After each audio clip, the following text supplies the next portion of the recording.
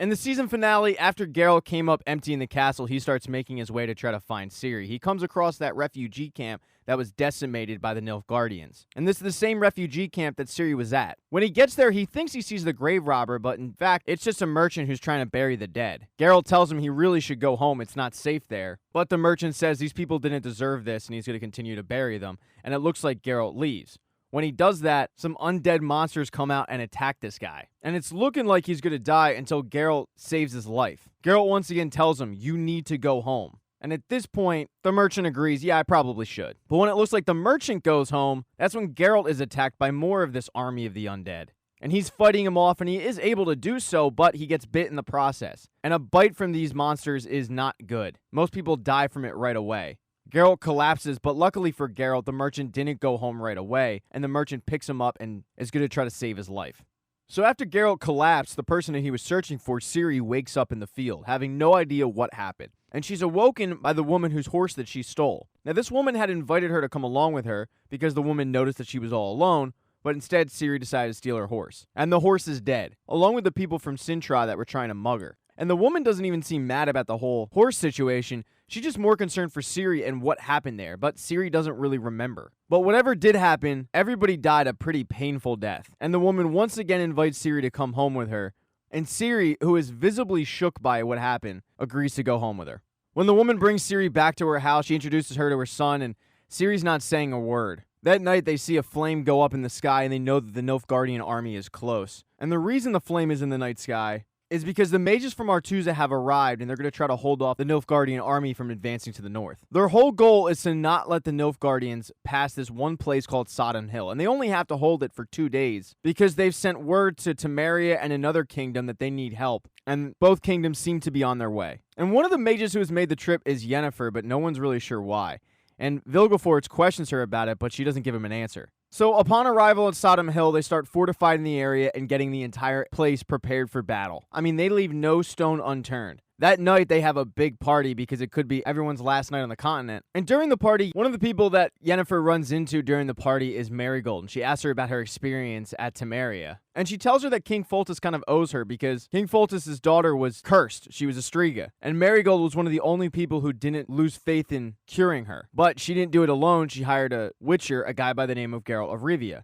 And instead of revealing her past history with Geralt, Yennefer just says, yeah, you should be careful of his kind. They're not to be trusted. Yennefer then walks over and talks to Tissaia. And Yennefer's kind of been negative from the jump, and Tissaia wonders why. And she says, well, probably because of the whole we could die situation. And Tissaia says, that's all the more reason to live. And Yennefer makes a joke about the fact that Tissaia is going to live it up tonight with Vilgefortz. Tissaia then asks Yennefer if she's ready to die. And Yennefer says, yeah, because I've lived about 2 or 3 lifetimes. And I haven't been satisfied in any of those. And I've tried, but I have no legacy to leave behind. So it's time to accept that life has no more to give. And Tissaia looks at her and says, you have so much more to give. Now, while that conversation was going down, the Nilfgaardians, who are very close by, know that the Brotherhood has shown up. And while Cahar and one of his military advisors is going over strategy, they're interrupted by Frangilla, who wants to act quickly. The advisor wants Cahar to wait. He says it's one thing to kill peasants, but this is the Brotherhood we're talking about. They have magic. And Frangilla says, we have our own magic without rules or restrictions. And I will personally deplete all of them until they're empty and powerless. She can still sense that Cahar is on the fence about what to do, so she decides to put a bow on it and says that their sources are telling her that Ciri could already be in the north. And if those reports are true, then they need to act right now to get past Sodom Hill. And that's when Cahar gives the order to test the Brotherhood's defenses. So that's what Ciri and the woman and her child saw in the sky. It was the Nilfgaardians testing the Brotherhood's defenses, just throwing a couple of shots to see how they react. And they're standing up to the task. So that's when Frangilla gives the order to draw the mages out. And that plan works. Now, at first, the mages at Sodom Hill put up a really good fight. Marigold uses her powers to create these mushroom spores that, when explode, force death upon anybody who smells them. Another one of the mages is just able to snap everybody's neck on the spot. But all of these acts are coming at a cost. They're slowly taking a toll on the mages, depleting their energy source. And even the people at Sodden Hill who don't have powers are firing off arrows and taking a big chunk of the army out. All the while, Yennefer is at the top of this tower watching it all go down, and kind of giving commands, speaking to the other mages telepathically. And this includes Vilgefortz, who she gives the order to portal in because Kahar is all by himself. And Vilgefortz and Kahar get into a heated duel, but Yennefer can sense that he's going to lose, and she urges him to slow the battle down. But ego gets the best of him, and he just keeps losing sword after sword, and every time he does, he's creating a new one with his magic, until finally it gets too much. He's bleeding from the nose like he's 11 in Stranger Things, and he can't create another sword. He asks Kahar, "What do you want?" And Kahar says, "To get to the center of it all." And then he kicks him down this hill where he cracks his head on a log and he's knocked out cold. And that's where the tide starts to shift. Things start going south for the mages quickly as Frangilla creates this kind of portal vortex where she has a bunch of archers stand around it, and they're not anywhere near Sodden Hill. But with Frangilla's magic, she's able to create that portal in the infrastructure of Sodden Hill. So all the archers have to do is fire arrows into this thing, and they shoot out in the middle of Sodden Hill, taking out a lot of people. And that's when Yennefer starts to get concerned. Yennefer then tries to communicate with Tissaia, but Tissaia is blowing her off because Tissaia has gone to try to reason with Frangilla. She tells her, "You don't have to do this. You can come back with us." But Frangilla is done listening and neutralizes Tissaia, taking her out. She then uses her magic to burst open the gates at Sodden Hill, and somebody sneaks in and drops this magical box that Frangilla gave him that when opened up, all these little tiny worms pop out of it. And those bugs are able to slither into some people's ear and manipulate them into doing what Frangilla wants. And one of those people is a mage along with two other kids. The mage gives the two kids some bombs, and when Yennefer looks over, she sees the kids are about to drop them in the middle of their fort and knows something's wrong. She turns around to see that mage who is being manipulated, and the mage stabs her. The kids then let off the bombs, and when they do, Yennefer and the mage go flying off the tower. Now, Yennefer is able to land on her feet, but since the mage is being manipulated, she is not, and she ends up sustaining some pretty serious injuries. But when she does hit the ground, she is released from Frangilla's spell and apologizes for what she did. At this point, though, Sodden Hill is destroyed, and all Yennefer can do is look around at the decimated landscape as she's trying frantically to communicate with anybody out there, but most of the mages are dead.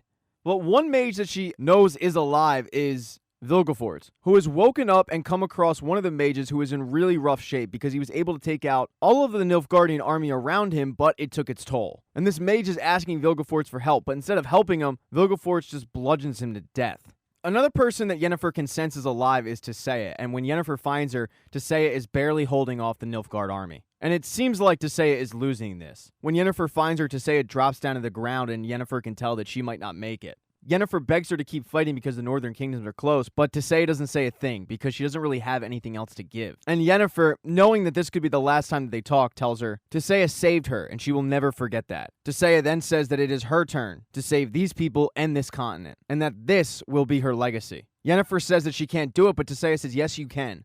Unleash everything. Don't control your chaos. Let it out. So that is exactly what Yennefer does. She takes all that bottled up emotion that she's felt for her entire lifetime and sets fire to every single Nilfgaardian soldier. I mean, she lights them completely up. Now, it is worth mentioning that Kahar and Frangilla aren't a part of this. This is just infantrymen. But she does damage. And right after she does this, King Foltest shows up. So they have done it. They've been able to hold off the Nilfgaardians from advancing in time to get their reinforcements. But as soon as she's done setting fire to pretty much everybody, Yennefer disappears. Frangilla is calling out for her, and even Geralt is calling out for her. Because Geralt is hallucinating pretty badly. He's going in and out, calling for basically any woman he's ever encountered, according to the merchant. But most of his hallucinations center around his childhood. Because Geralt grew up like every other kid, happy-go-lucky with a mom. But his mom abandoned him, left him to become a witcher. And he's never forgiven her for that, and never found out a reason why. So when his mother comes to him in this hallucination,